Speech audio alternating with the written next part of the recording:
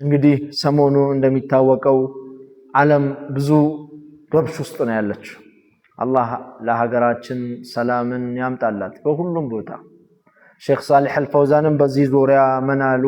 አላህ ሀገራችንን ሰላም ያደርጋት እያሉ እየተጨነቁ ይገኛሉ። ዑለማው ይጨነቃል፣ ኢማሙ ይጨነቃል፣ እናት አባት ወላጅ ይጨነቃል፣ ህፃናት ትምህርታቸውን እንዳማሩ ይጨነቃሉ። አንድ ጦርነት ሲመጣ ብዙ ጭንቀት ይዞ ይመጣል። አላህ ሰላምን ያምጣ። ሁሉም ሐረም ላይ መካ ላይ ቁሞ ያ ረብ ሀገራችንን ጠብቃት፣ ሰላምን አምጣ እያሉ ሁሉም ይጨነቃል። ሐረም ላይ መካ ላይ ቁሞ ዱዓ ሲያደርጉ እኮ ምን ብሎ እንደሚያደርጉ ታውቃላችሁ?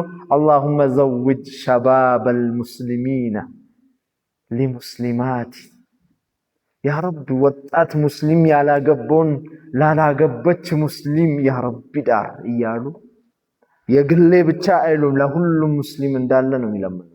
ሱብሃንአላህ። አሁን ለራሳቸው ጦርነት ያ ረቢ ሰላምን አምጣ።